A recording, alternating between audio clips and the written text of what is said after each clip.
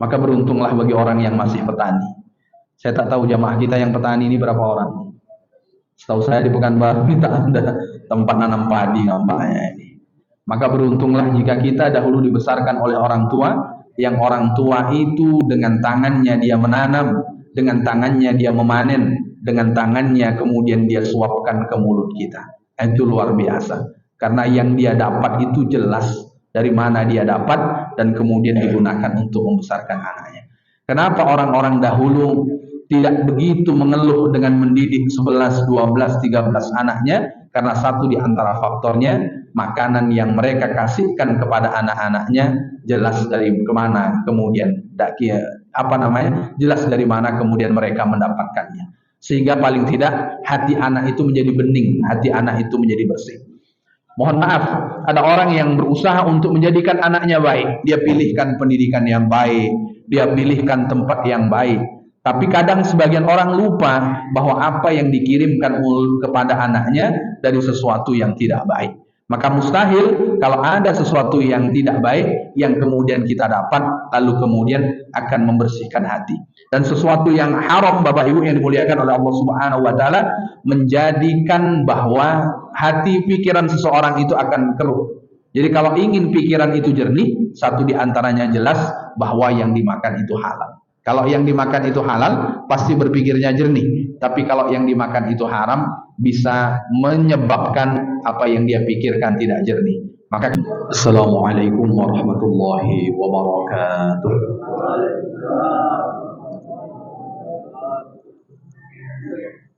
Alhamdulillah nahmaduhu wa nasta'inuhu wa nastaghfiruh.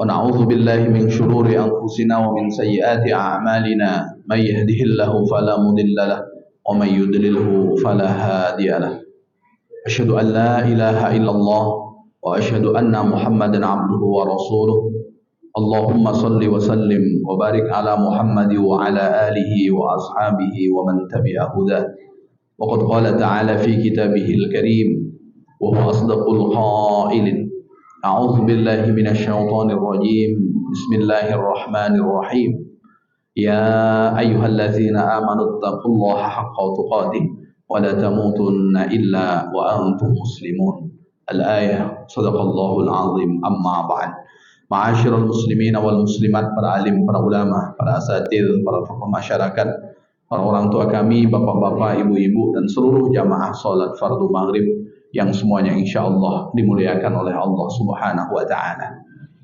Bersyukur kita kepada Allah dengan mengucapkan kalimat Alhamdulillahi Rabbil Alamin. Allah kembali menjumpakan kita dengan salah satu bulan yang Allah Subhanahu wa ta'ala muliakan, yaitu bulan Rajab. Sehingga kita meminta kepada Allah Subhanahu wa ta'ala dalam bait doa kita, Allahumma barik lana fi Rajab wa Sya'ban wa ballighna Ramadan. Ya Allah, berkahi kami di bulan Rajab, bulan Sya'ban, sampaikanlah kami kepada bulan Ramadan. Maka ketika kita minta berkah, makna berkah secara sederhana, ziyadatul khair alal khair bil istimrar, tambah baik dari hari ke hari secara berkelanjutan. Maka kalau baik kita berkelanjutan, tanda berkah. Berkah bulan Rajab karena kebaikannya berlanjut, berkah bulan Sya'ban kebaikannya tak terhenti, sampailah di puncak Allah lipat gandakan kebaikan di bulan yang kita nanti dan di bulan yang kita tunggu, yaitu bulan Ramadan. Bersalawat kita kepada baginda Rasul dengan mengucapkan kalimat Allahumma salli ala sayyidina Muhammad wa ala ali sayyidina Muhammad. Assalamu alayka ya Rasulullah. Seraya berharap semoga kita menjadi bagian dari umat Rasul yang kelak mendapat syafaatnya di padang mahsyar. Allah izinkan kita berjumpa dengan beliau kelak di dalam surganya. Amin ya rabbal alamin. Bapak Ibu jamaah yang dimuliakan oleh Allah Subhanahu wa taala, pada malam hari ini saya akan membacakan bagian dari bab at-ta'alluqu bil masjidi, jatuh cinta dengan rumah Allah, di bagian bab al-hirsu ala takbiratil ihram, tamat untuk bisa berjumpa dengan takbiratul ihram. Bapak Ibu yang dimuliakan oleh Allah Subhanahu wa taala, dalam salat yang kita lakukan jika sholat itu 4 rakaat, maka jumlah takbirnya ada 22. Dan di antara 22 takbir itu ada takbir namanya takbiratul ihram. Selain takbiratul ihram, itu adalah takbir intiqal, takbir perpindahan posisi. Dan yang menjadi rukun itu adalah takbiratul ihram. Itu yang menjadi rukun. Maka di dalam sholat mesti adalah takbiratul ihram, karena dia rukun dan tak bisa ditinggalkan. Maka kita mengawali sholat dengan takbiratul ihram, Allahu Akbar. Ucapan Allahu Akbar di dalam sholat ketika kita mengawalinya itu rukun dan tak bisa kita tinggalkan. Jika gerakannya ini tidak termasuk rukun, tapi kemudian lafaz Allahu Akbar itu adalah rukun di dalam sholat. Maka bagaimana ketika sholat itu dilaksanakan, kita harus menjadi orang yang tamak. Tapi tamak itu dihitung sebagai tamak yang baik. Kapan? Kalau tamak untuk bisa berjumpa dengan takbiratul ihram pertama imam. Rasulullah SAW bersabda dalam dokumentasi Imam Turmuzi, man shalla lillahi arba'ina yawman fi jama'atin. Orang yang melaksanakan sholat karena Allah secara berjamaah selama 40 hari. Lalu dalam 40 hari itu yudrikut takbiratal ula. Selama 40 hari itu dia berjumpa dengan takbir pertama imam. Jadi kalau sholat 40 hari dan setiap 5 kali sholat dalam 1 hari 1 malam, kita ketemu dengan takbiratul ihram pertama imam, kutiba lahu bara'atani, maka Allah Subhanahu wa taala akan catat untuk yang bersangkutan 2 kebebasan. Apa kebebasan yang akan dia dapat? Yang pertama, bara'atun minan nar. Dia akan Allah Subhanahu wa taala bebaskan dari neraka. Yang kedua, bara'atun minan nifaq. Allah Subhanahu wa taala akan bersihkan dirinya dari sifat munafik. Maka Bapak Ibu yang dimuliakan oleh Allah Subhanahu wa taala, sifat munafik itu ketika kita membiarkan diri kita untuk melakukan kejahatan, kedurhakaan, berulang dan membiarkannya.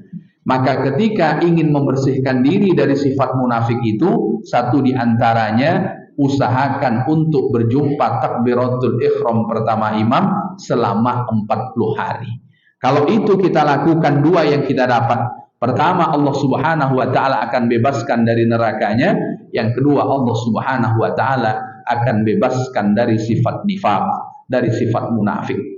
Jika musuh jelas melawan, mudah bagi kita untuk mempersiapkan diri. Tapi jika musuh berada di dalam selimut, itu sulit kita untuk mengantisipasinya. Ibarat menggunting dalam lipatan, menjegal dari belakang, maka sulit kemudian kita untuk mempersiapkan diri.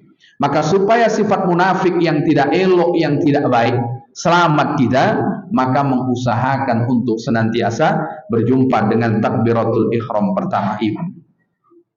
Lalu di antara para ulama dan kemudian juga orang-orang terdahulu ketika berbicara tentang takbiratul ihram, kata Sa'id bin Musayyab, ma fatatni shalah fi jama'atin. Aku tidak pernah melakukan sholat, melainkan sholat itu aku lakukan secara berjamaah.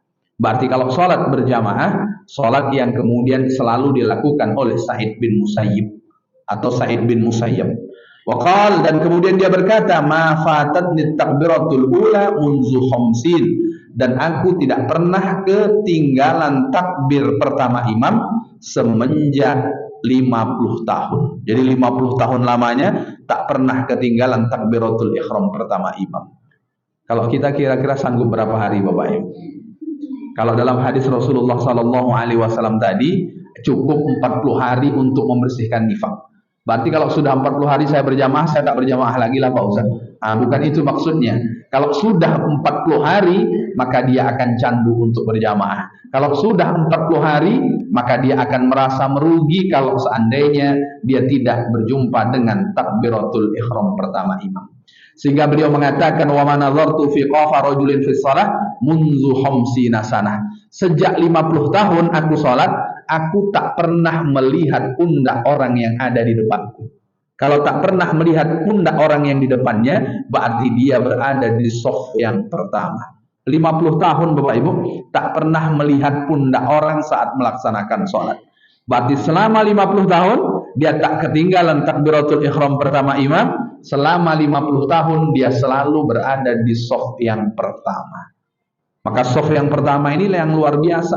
Kalau seandainya untuk mendapatkan shaf yang pertama harus diundi, maka orang akan berebut meskipun harus merangkak supaya dapat undian bisa berada di shaf yang pertama dari shaf sholat yang dilaksanakan. Tapi di shaf yang depan ini hanya untuk bapak-bapak. Jangan pula nanti isya ibu-ibu berebut di sini. Nah, ibu-ibu shaf yang di belakang sitar inilah yang paling afdal. Kalau bapak-bapak ya yang paling depan. Maka kata Said bin Musayyab, 50 tahun lamanya. Kami 50 tahun baru mulai rajin ke masjid Pak Ustaz. Nah, ini beliau 50 tahun lamanya tak pernah melihat pundak orang saat melaksanakan sholat karena selalu berada di shaf yang pertama. Yahya bin Qattan menceritakan, apa kata beliau? Kana minan nusaki, di antara hal-hal yang sunnah, wa kana muhafizan ala sholat fil jamaah. Dia selalu melaksanakan sholat secara berjamaah. Wa ala shaffil awal, bukan hanya sekedar berjamaah, tapi dia juga selalu berada di shaf yang pertama. Dan kata Yahya bin Qattan, wa huwa alamatul Islam. Dan di antara tanda keislaman seseorang saat dia berusaha untuk berada di shaf yang pertama. Maka kalau itu tanda Islam, berarti Islam itu tidak hanya sekedar tertulis di KTP. Kalau sholat, kira-kira dia berada di shaf yang mana? Maka orang yang berusaha untuk berada di shaf yang pertama itu di antara tanda keislaman seseorang. Wa kana Yahya yaltamisul haid hatta yaquma fi shaffil awal. Dan Yahya bin Qattan kalau sholat dia selalu mencari dinding. Kalau dia selalu mencari dinding, berarti dia sholatnya di shaf yang pertama karena di depan shaf pertama itu adalah dinding. Itu Yahya bin Qattan. Jadi kalau sholat dia selalu mencari dinding. Maka orang yang selalu mencari dinding berarti dia berada di shaf yang pertama. Kalau sudah berada di shaf yang pertama, maknanya dia jumpa dengan takbiratul ihram pertama imam. Ini diantara beberapa yang dilakukan oleh para orang-orang yang luar biasa untuk kemudian berada di rumah Allah Subhanahu wa taala di shaf yang pertama. Kata Abu Mazhar bercerita kepada kami Abdurrahman bin Amir sami'tu Rabi'ah bin Yazid, ia berkata, ma adzanal muazzinu li salati dhuhri munzu arba'ina sanatan ila wa ana fil masjidi illa an akuna maridan aw musafiran. Sejak 40 tahun aku selalu berada di masjid sebelum muazzin mengumandangkan azan. Aku selalu sudah berada di dalam masjid berapa lama? 40 tahun. Jadi sebelum muazzin mengumandangkan azan, dia sudah duduk di masjid.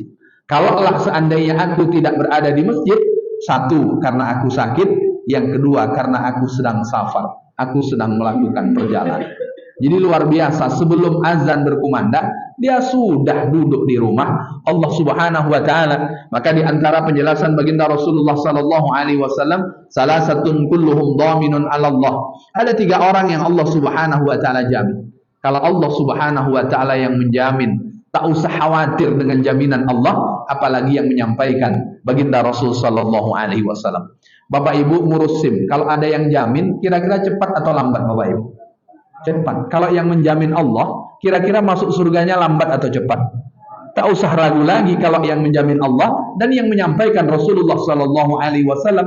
Sedangkan yang menjamin orang saja kita mendapatkan kemudahan, apalagi kemudian yang menjamin Allah Subhanahu wa taala. Apa jaminan Allah? In asya ruziqa wa kufiya. Hidupnya Allah Subhanahu wa taala berikan rezeki, hidupnya Allah Subhanahu wa taala berikan kecukupan. Jadi kalau ingin rezeki kita mudah, kalau ingin hidup kita Allah hadirkan rasa cukup, satu di antara yang dijelaskan oleh baginda Rasulullah sallallahu alaihi wasallam, rajulun raha ilal masjidi, orang yang pergi cepat datang ke masjid. Makanya kalau sebelum azan dia sudah duduk di rumah Allah, berarti dia termasuk orang yang pergi cepat ke rumah Allah Subhanahu wa taala. Yang luar biasa, wa in mata adkhalahullahu jannah. Kalau seandainya dia mati, maka dia termasuk orang yang Allah masukkan ke dalam surga. Kapan?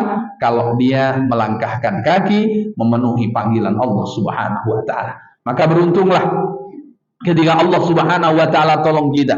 ketika Allah Subhanahu wa taala bantu kita, ketika Allah Subhanahu wa taala fungsikan kita dengan kesibukan yang beraneka ragam, Allah masih gerakkan hati kita untuk datang memenuhi panggilan Allah Subhanahu wa taala. Berharap kita termasuk orang-orang yang wafat saat pergi ke masjid, atau orang yang wafat saat pulang dari masjid, atau orang yang wafat saat berada di dalam rumah Allah Subhanahu wa taala. Karena orang yang demikian satu di antara orang yang dijamin oleh Allah Subhanahu wa taala melalui pesan baginda Rasul sallallahu alaihi wasallam, di antara orang yang Allah Subhanahu wa taala masukkan ke dalam surganya.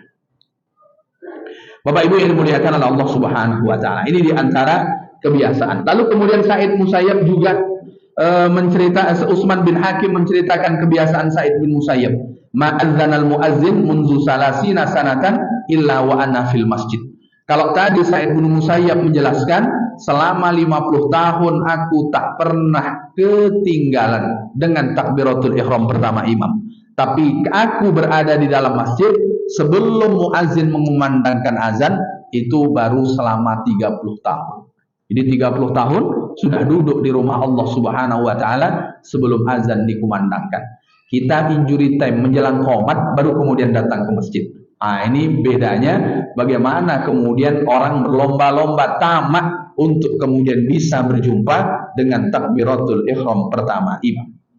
Lalu bagaimana ketika mereka ketinggalan takbiratul ihram? Maka as-salaf idza fatatuhum takbiratul ihram. Orang-orang salaf itu orang yang hidup di 3 generasi pertama. Generasi pertama 100 tahun itu disebut dengan generasi yang Rasulullah Shallallahu Alaihi Wasallam menyebutnya sebagai generasi yang terbaik. Maka generasi yang terbaik, khairul quruni qarni, sebaik-baik generasi adalah generasiku. Berarti 100 tahun pertama orang yang hidup satu masa dengan Rasul dan iman kepada Rasulullah Shallallahu Alaihi Wasallam, itu adalah generasi pertama. Generasi kedua 100 tahun berikutnya, dan itu adalah para tabi'in. Dan generasi berikutnya adalah atba'ut tabi'in. Maka 300 tahun pertama itu disebut dengan salaf. Adapun orang yang lewat dari 300 tahun pertama itu disebut dengan khalaf. Bagaimana mereka? Idza fatatuhum takbiratul ihram azzu anfusahum salasata ayyamin. Ketika mereka satu kali saja ketinggalan takbiratul ihram pertama imam, maka mereka akan menghibur diri mereka selama 3 hari. Nah, coba bayangkan sedihnya kalau ketinggalan takbiratul ihram pertama imam selama 3 hari sedihnya. Kalau kita ketinggalan takbiratul ihram, berapa lama kita sedih, Bapak Ibu? Ini satu kali ketinggalan saja, itu kalau ibarat orang takziah, 3 hari lamanya orang takziah. Dan dia menyesali perbuatan yang dia lakukan itu selama 3 hari. Kalau ketinggalannya takbiratul ihram, tapi wa idza fatatuhumul jamaah, kalau seandainya dia tidak berjamaah, apalagi ketinggalan jamaah, azzu anfusahum sab'ata ayyamin, maka kemudian mereka menghibur dirinya selama 7 hari. Saking sedihnya kalau ketinggalan sholat berjamaah. Jadi ketinggalan sholat berjamaah saja menyedihkan dirinya selama 7 hari. Kalau baru ketinggalan takbiratul ihram itu 3 hari. Lalu bagaimana kalau ketinggalan sholat? Bagaimana apalagi tidak melaksanakan sholat? Maka Bapak Ibu yang dimuliakan oleh Allah, kalau ada orang mengatakan sholat kan panjang waktunya, berarti dia tidak melihat bagaimana orang yang dijamin oleh Rasulullah sebagai generasi terbaik saja, mereka merasa sedih kalau ketinggalan takbiratul ihram, mereka kesedih kalau kemudian mereka ketinggalan berjamaah. Wa kana minhum may yabki indama tafutuhu takbiratul ihram ma'a jamaah. Bahkan sebagian mereka kalau ketinggalan takbiratul ihram pertama imam menangis. Kalau kita kapan nangisnya, Bapak Ibu? Ketinggalan kapal, ketinggalan pesawat baru kita menangis. Tapi kalau ketinggalan takbiratul ihram, jarang kemudian kita bisa meneteskan air mata. Ini diantara bagaimana orang-orang yang luar biasa untuk kemudian memaknai bagaimana supaya bisa berjumpa dengan takbiratul ihram pertama imam. Maknanya dia tidak meninggalkan sholat secara berjamaah. Dalam keterangan yang lain, Muhammad bin Ya'qub al-Asam, balaghani annahu azzana sab'ina sanatan fi masjidi. Jadi Muhammad bin Ya'qub al-Asam itu muazzin, dan dia menjadi muazzin di masjid dekat dia tinggal selama 70 tahun. Coba Bapak Ibu, ada tidak muazin yang sampai 70 tahun? Kita paling 4 tahun, selesai wisuda mahasiswa, lalu kemudian tidak menjadi orang yang tinggal di masjid lagi. Ini berapa lamanya? 70 tahun. Jadi 70 tahun, dialah orang yang selalu mengumandangkan azan. Coba kira-kira berapa orang yang tergerak memenuhi panggilan Allah saat dia menyerukan azan. Maka bersamaan dengan orang yang datang menggerakkan kakinya, bersamaan dengan itu dia mendapatkan pahala sama dengan orang yang mendatangi panggilan Allah Subhanahu wa taala. Bahkan sampai benda-benda mati pun nanti akan memberikan kesaksian di pengadilan Allah Subhanahu wa taala terkait dengan seruan azan yang dia dengar. Lalu kemudian Mus'ab bin Abdullah, anna Amir bin Abdullah bin Zubair sami al-muazzin yunadi bis shalah wa huwa yahduru wa yunazi'ul maut. Pada waktu itu Amir bin Abdullah mendengar azan berkumandang. Allahu akbar, Allahu akbar, dan dia sedang sakaratul maut. Coba bayangkan Bapak Ibu, saking cintanya untuk melaksanakan sholat berjamaah, meskipun dia hampir mati, mendengarkan azan berkumandang dan rumahnya tidak jauh dari masjid.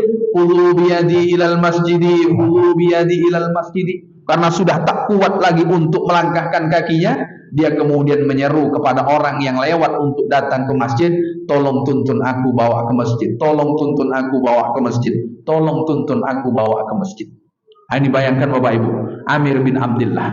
Kira-kira kita pergi ke masjid tadi, ada orang yang minta tolong agar menuntunnya datang ke masjid Bapak Ibu. Ini karena rumahnya dekat dengan masjid, dia minta tolong tuntun aku ke masjid. Lalu kemudian kata orang yang mendengarkan itu, innaka alilun, engkau sakit. Kenapa engkau harus ke masjid?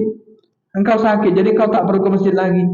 Lalu kemudian dia menjawab, asma'u da'i Allah fala ujibuhu. Aku mendengar seruan Allah. Bagaimana mungkin kalau aku tidak memenuhi seruan Allah Subhanahu wa taala tersebut? Maka seruan azan itu adalah seruan Allah Subhanahu wa taala. Fa'aqalu biyadihi fadakhala fi salatil maghrib faraka'a ma'al imami rak'atan summa mata wa huwa fi shalah. Akhirnya karena dia selalu menyebut untuk minta dibawa ke masjid, untuk minta dibawa ke masjid, akhirnya dipapahlah oleh orang untuk kemudian datang ke masjid. Akhirnya dia salat bersama dengan imam, baru dapat 1 rakaat. Lalu kemudian beliau mati, meninggal, wafat saat dalam keadaan rukuk di rakaat pertama. Bayangkan Bapak Ibu yang dimuliakan oleh Allah Subhanahu wa taala, saking berusaha untuk kemudian bagaimana dapat rakaat pertama imam. Meskipun sakit dia berusaha, meskipun dia sudah tak sanggup lagi melangkahkan kakinya, minta kepada orang yang melewati masjid untuk kemudian membawanya supaya kemudian bisa melaksanakan sholat secara berjamaah. Ini diantara usaha orang-orang yang dahulu melaksanakan sholat berjamaah. Maka kita Bapak Ibu yang dimuliakan oleh Allah Subhanahu wa taala, ketika Allah masih sehatkan badan, ketika kaki masih bisa melangkah, ketika kita mendengarkan panggilan Allah Subhanahu wa taala yang di tempat kita mudah untuk mendengarkannya, maka datangilah, penuhilah panggilan Allah. Berharap kita meninggal saat pergi ke masjid, kita meninggal saat berada di dalam masjid, kita meninggal atau saat kita pulang dari rumah Allah Subhanahu wa taala. Kita ini enak hidup di negara yang muslimnya mayoritas. Azan selalu kita dengar ketika masuk waktu sholat. Kalau kita tinggal di tempat yang muslimnya itu minoritas, nunggu mendengarkan suara azan itu entah kapan. Saya 1 bulan di Beijing Bapak Ibu, mendengarkan azan itu waktu sholat Jumat. Selain waktu sholat Jumat tak pernah mendengarkan azan. Toh kecuali saya sholatnya di kedutaan, nah itu barulah dengar azan. Itu pun hanya di dalam ruangan, tidak menggunakan pengeras suara. Maka kalau kita Bapak Ibu asal masuk waktu subuh, pasti dengar azan. Pasti dengar azan. Orang yang biasa bangun waktu subuh, maka sayup-sayup dia akan mendengarkan azan. Beda dengan orang yang memang tidak biasa bangun. Jadi dia tidak merasa. Bahkan ada orang yang tidak tidur pun mendengarkan azan, tapi ketika tidak dipenuhi panggilan Allah Subhanahu wa taala, berarti Allah Subhanahu wa taala sedang tidak memberikan pertolongan untuk kemudian memenuhi panggilan Allah Subhanahu wa taala tersebut. Ini diantara kebiasaan orang-orang dahulu, bagaimana jatuh cinta dengan rumah Allah Subhanahu wa taala, meskipun sakit dia minta tolong orang supaya kemudian bisa membawanya datang ke rumah Allah Subhanahu wa taala. Berikutnya al-wara'u, sifat wara'.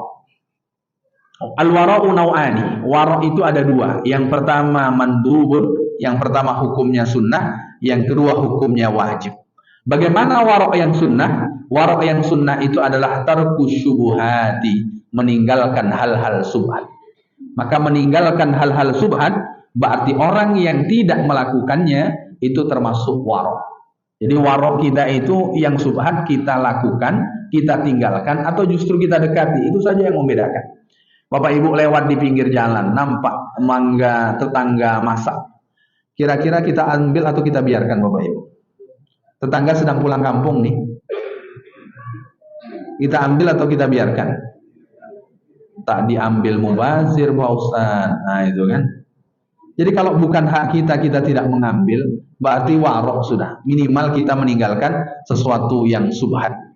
Bapak Ibu yang dimuliakan oleh Allah Subhanahu wa taala, sedang berjalan menuju Masjid At-Thayyibah, lalu kemudian nampak uang tergeletak merah 300.000. Kita ambil atau kita biarkan Bapak Ibu? Tak ada orang.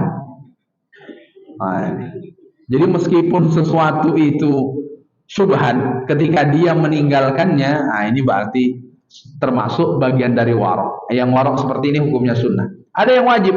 Wajib itu apa? Tarkul muharramat. Saat orang meninggalkan sesuatu yang haram, berarti dia sudah warok. Kalau yang haram dia tinggalkan, berarti dia sudah warok. Kalau haram dia cari, tak warok itu namanya. Maka waroknya seseorang saat dia meninggalkan sesuatu yang haram dan meninggalkan sesuatu yang haram, itu adalah hukumnya wajib. Maka Allah Subhanahu wa taala berfirman, "A'udzubillahi minasyaitonir rajim, ya ayyuhar rusul kulu minat thayyibat wa'malu shalihan." Makanlah wahai para rasul, makanlah yang baik-baik dan beramallah yang baik, yang saleh. Maka makan yang baik ini diantara perintah Allah Subhanahu wa taala, menunjukkan baik tingkatan paling tinggi ketika yang kita makan itu bukan sesuatu yang haram. Kenapa kemudian perlu ada sifat wara'? Al-wara' yunazziful qalba min najasatihi. Sifat wara' itu akan membersihkan hati dari hal yang akan mengotorinya. Yang mengotori hati itu dua. Satu, makanan syubhat. Yang kedua, makanan haram. Itu yang akan mengotori hati. Kalau orang meninggalkan dua hal ini, maka pasti hatinya bersih. Tapi kalau dua hal ini dia lakukan, pasti hatinya tidak bersih. Karena ada yang mengotorinya. Sebagaimana pakaian Bapak Ibu, ketika kotor maka kita akan mencucinya, dia akan bersih. Begitu juga Bapak Ibu, ketika hati kita ingin kita bersihkan, kita tidak bisa mencucinya. Kalau Rasulullah SAW, kotoran hatinya Allah Subhanahu wa taala turunkan para malaikat untuk kemudian membersihkannya. Dan kita Bapak Ibu yang tidak sebagaimana dilakukan oleh para malaikat kepada Rasul, cara membersihkan hati kita, satu, asal kita tidak makan yang syubhat. Lalu kemudian yang kedua, asal kita tidak makan yang haram.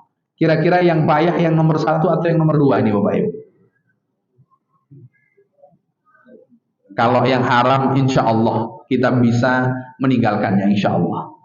Kalau yang subhat Bapak Ibu, wah ini yang agak payah nih. Bapak Ibu tanggal 14 ada orang ketuk pintu, lalu kemudian menawarkan uang 500.000. Kira-kira diambil atau ditolak Bapak Ibu? Betul ditolak nih. Tak ada orang, nah, tak difoto, nah ini ya.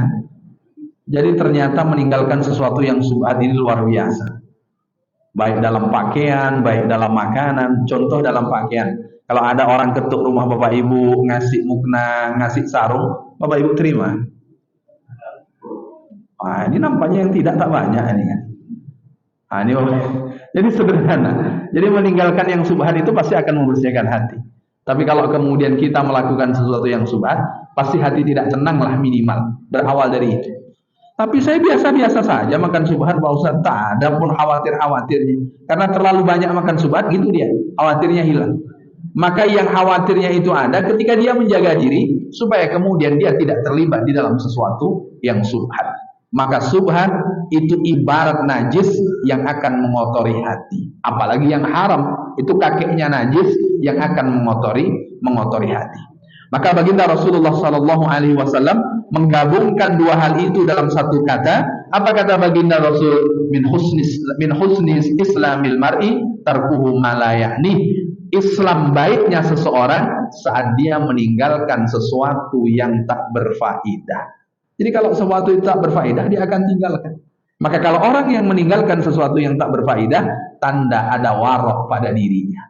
Yang tak berfaedah saja dia meninggalkan, apalagi kemudian sesuatu yang haram. Nah, ini menunjukkan bahwa terkait dengan warok, satu di antara ajaran yang Rasulullah Shallallahu Alaihi Wasallam sampaikan.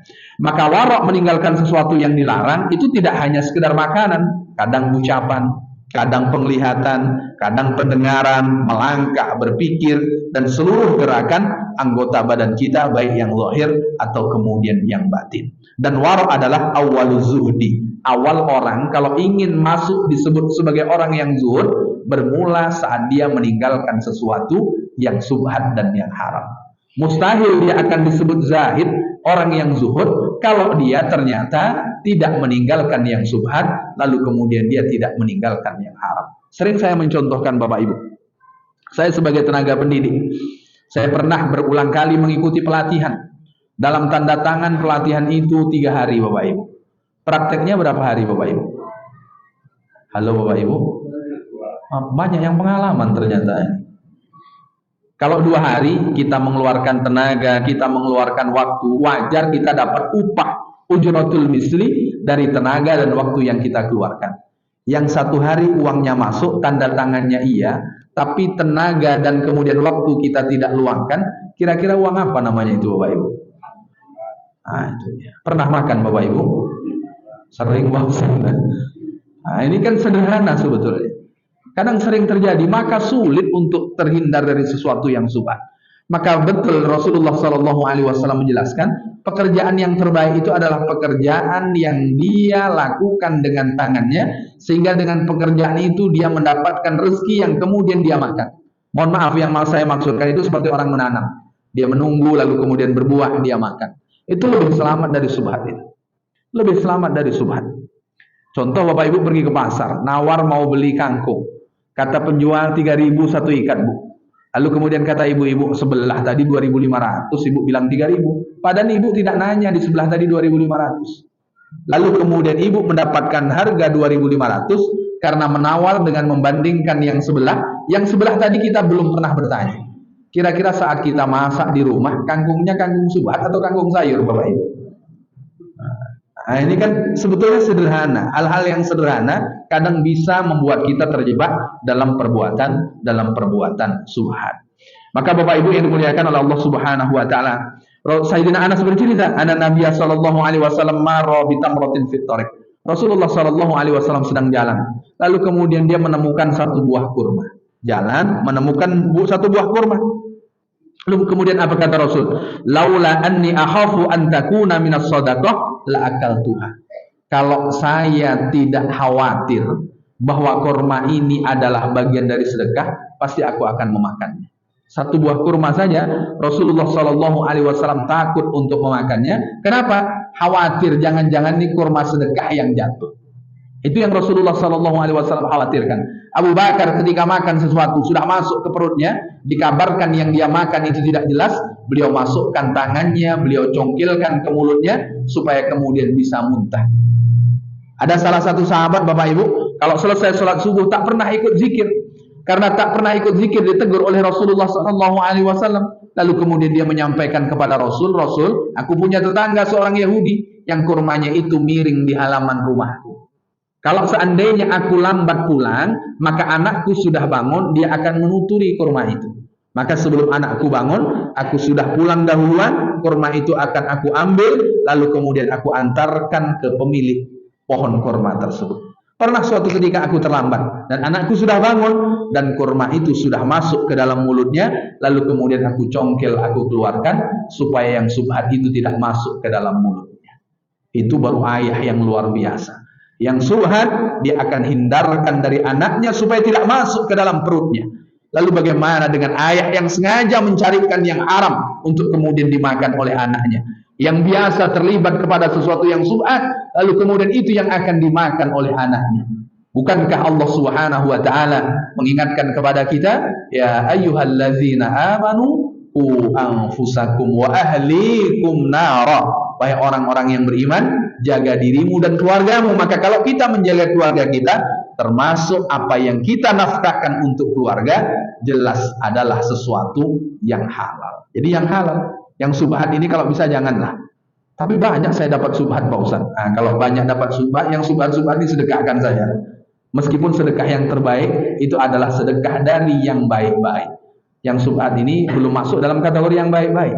Kita ini Bapak Ibu yang dimuliakan oleh Allah Subhanahu wa taala. Pak Ustaz, ini ada uang haram Pak Ustaz. Saya mau sedekahkan Pak Ustaz. Sedekahkan kemana gagahnya nih Pak Ustaz? Kalau uang haram dia mau sedekah. Kalau uang tak haram tak mau sedekah dia. Padahal sedekah itu yang paling baik ya juga sesuatu yang dia dapat dari sesuatu yang baik. Nah, ini diantara Bapak Ibu yang dimuliakan oleh Allah Subhanahu wa taala. Maka Rasulullah Shallallahu Alaihi Wasallam mengingatkan bagaimana dengan orang yang makan harta anak yatim. Bagaimana dengan orang yang kemudian makan hak-hak orang lain. Bagaimana kemudian dengan orang yang sejatinya bukan haknya, lalu kemudian dia yang memakannya. Sementara kita diajarkan bagaimana kita tidak melakukan sesuatu yang haram, bagaimana kemudian kita tidak mendekat kepada sesuatu yang subhat. Itu diantara yang Rasulullah Shallallahu Alaihi Wasallam pesankan kepada kita. Itu Bapak Ibu yang saya bacakan pada malam hari ini. Masih lama waktunya Bapak Ibu. 3 menit. Kalau ingin ada yang didiskusikan Bapak Ibu dipersilahkan dalam waktu 3 menit terkait dengan berjumpa dengan takbiratul ihram pertama imam dan pengantar tentang sifat waro. Jika ada yang ingin didiskusikan dipersilahkan. Mungkin ada dari bapak-bapak, dari ibu-ibu. Pasti nampaknya nih. Atau karena takut dah terlanjur banyak subhat yang kita makan nih Bapak Ibu. Bapak Ibu yang dimuliakan oleh Allah Subhanahu wa taala, memang sulit dalam kondisi sekarang ini untuk terhindar dari sesuatu yang subhat. Sangat sulit sekali. Sangat sulit. Maka beruntunglah bagi orang yang masih petani.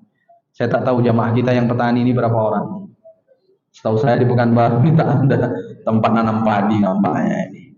Maka beruntunglah jika kita dahulu dibesarkan oleh orang tua, yang orang tua itu dengan tangannya dia menanam, dengan tangannya dia memanen, dengan tangannya kemudian dia suapkan ke mulut kita. Itu luar biasa. Karena yang dia dapat itu jelas dari mana dia dapat dan kemudian digunakan untuk membesarkan anaknya. Kenapa orang-orang dahulu tidak begitu mengeluh dengan mendidik 11, 12, 13 anaknya? Karena satu di antara faktornya, makanan yang mereka kasihkan kepada anak-anaknya jelas dari kemana kemudian jelas dari mana kemudian mereka mendapatkannya. Sehingga paling tidak hati anak itu menjadi bening, hati anak itu menjadi bersih. Mohon maaf, ada orang yang berusaha untuk menjadikan anaknya baik. Dia pilihkan pendidikan yang baik, dia pilihkan tempat yang baik. Tapi kadang sebagian orang lupa bahwa apa yang dikirimkan kepada anaknya dari sesuatu yang tidak baik. Maka mustahil kalau ada sesuatu yang tidak baik yang kemudian kita dapat lalu kemudian akan membersihkan hati. Dan sesuatu yang haram Bapak Ibu yang dimuliakan oleh Allah Subhanahu wa taala menjadikan bahwa hati pikiran seseorang itu akan keruh. Jadi kalau ingin pikiran itu jernih, satu di antaranya jelas bahwa yang dimakan itu halal. Kalau yang dimakan itu halal, pasti berpikirnya jernih. Tapi kalau yang dimakan itu haram, bisa menyebabkan apa yang dia pikirkan tidak jernih. Maka kadang yang dicari untung atau tidak. Itu aja yang dicarinya.